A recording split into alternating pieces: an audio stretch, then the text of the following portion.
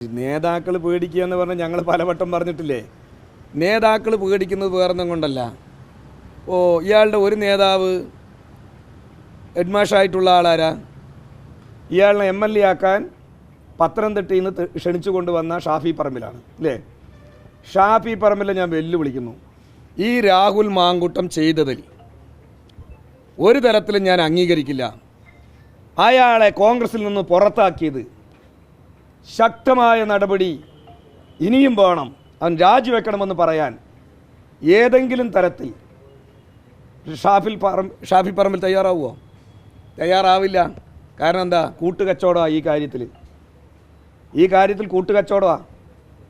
പരസ്യമായി ഇവനെക്കാളും കൂടുതൽ നേരിട്ട് ചോദിക്കണമെന്നാണ് പറയുന്നത് ചില ആളുകളെ കാണുമ്പോൾ. ഞാനതൊന്നും ഇപ്പോൾ ഇവിടെ പറയുന്നില്ല.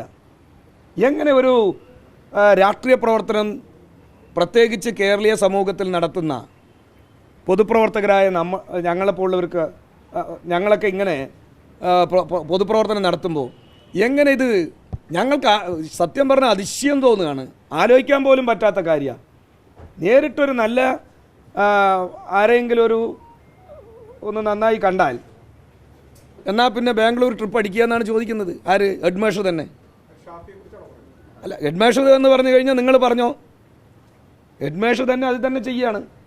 അപ്പോൾ പിന്നെ രാഹുലിനെതിരെ എന്തെങ്കിലും ഉണ്ടോ? ഹെഡ്മാസ്റ്ററിൻ്റെയും മുകളിലുള്ള അധ്യാപകരാണ് ബാക്കിയുള്ളവർ. അതുകൊണ്ടാണ് ഇയാൾക്കെതിരെ അക്ഷരമിണ്ടാത്തത്. എനിക്ക് തോന്നുന്നത് സതീശൻ പുറത്താക്കി എന്ന് പറയുന്നതിൽ ഒരു പ്രധാനപ്പെട്ട കാരണമുണ്ട്. അതൊക്കെ പിന്നീട് നമ്മൾ വെളിപ്പെടുത്താം. മനസ്സിലായില്ലേ? കയറി മുറത്തി കയറി കൊത്തി എന്നാണ് കേൾക്കുന്നത്. മനസ്സിലായോ? അല്ല, അതായത് നമുക്ക് നമ്മുടെ തടിയിൽ തന്നെ തട്ടും തോന്നി എന്ത് ചെയ്യും എന്നാൽ പിന്നെ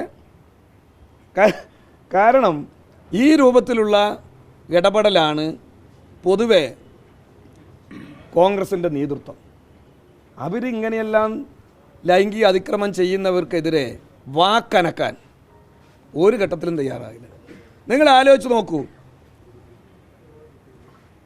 ഞങ്ങളുടെ എല്ലാം പാർട്ടിയിലാണ് ഇങ്ങനെയെങ്കിൽ നിങ്ങളൊന്ന് നന്നായി ആഘോഷിച്ചിട്ടുണ്ടാവും. ഒന്ന്. രണ്ടാമത്, ഞങ്ങളുടെ പാർട്ടിയുടെ അയലത്ത് നിർത്തുമോ? ഞങ്ങളുടെ പാർട്ടിയുടെ ഒരു 7 അയലത്ത് നിർത്തുമോ അങ്ങനെയുള്ളവരെ?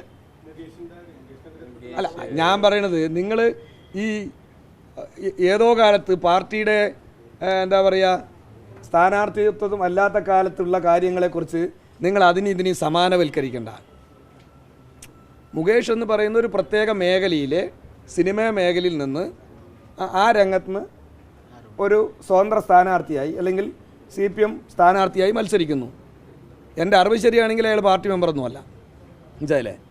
അയാൾ സിനിമാ നടൻ. സിനിമാ ലോകത്ത് ഏതോ കാലത്ത് ഒരു കാര്യം നടന്നതിന് നിങ്ങളിപ്പോൾ ഈ യൂത്ത് കോൺഗ്രസിൻ്റെ സംസ്ഥാന പ്രസിഡൻറ്റ്, സജീവമായ കോൺഗ്രസിൻ്റെ നേതാവ്, ആ നേതാവിനെയും നിങ്ങൾ മുകേഷിനെ എങ്ങനെയാണ് ഈ സമാനവൽക്കരിക്കുന്നത്? ശരിയാണോ അത്? നിങ്ങൾ തന്നെ ആലോചിക്കൂ. നിങ്ങളുടെ യുക്തിക്ക് അത് ശരിയാണെന്ന് തോന്നുന്നുണ്ടോ? അപ്പോൾ നിങ്ങളെന്താ ചോദിച്ചാൽ ഞങ്ങളോട് ചോദ്യം എറിയാൻ എന്നാൽ പിന്നെ മുകേഷ് ഇരിക്കട്ടെ, അതല്ലല്ലോ വേണ്ടത്. അല്ല, ഞാൻ പറയട്ടെ, PK ശശി അന്നത്തെ വിഷയത്തിൽ ഞങ്ങൾ ശക്തമായ നിലപാട് സ്വീകരിച്ചതാണ്. PK ശശിയെ പാർട്ടിയിൽ നിന്ന് സസ്പെൻഡ് ചെയ്തു. PK ശശിയെ പാർട്ടിയിൽ നിന്ന് 1 വർഷത്തേക്ക് സസ്പെൻഡ് ചെയ്തു. എന്നിട്ടാണ് അദ്ദേഹം തിരിച്ചു വന്നത്. പിന്നീട് പാർട്ടിയിൽ അദ്ദേഹത്തിൻ്റെ ഇത്തരം കാര്യങ്ങളെല്ലാം മാറ്റി നിർത്തി പാർട്ടിയുടെ അച്ചടക്ക ബോധമുള്ളൊരു പ്രവർത്തനമായി പ്രവർത്തിച്ചപ്പോൾ അദ്ദേഹത്തിന് തിരിച്ചു വരാൻ കഴിഞ്ഞു. ഇപ്പോൾ അദ്ദേഹത്തിനുള്ള നടപടി അതിൻ്റെ പേരിലല്ല. അത് മനസ്സിലാക്കുക. നിങ്ങൾ എല്ലാത്തിനെയും കൊണ്ട് ഈ രാഹുലിൻ്റെ വിഷയത്തിൽ ചേർത്തണ്ട.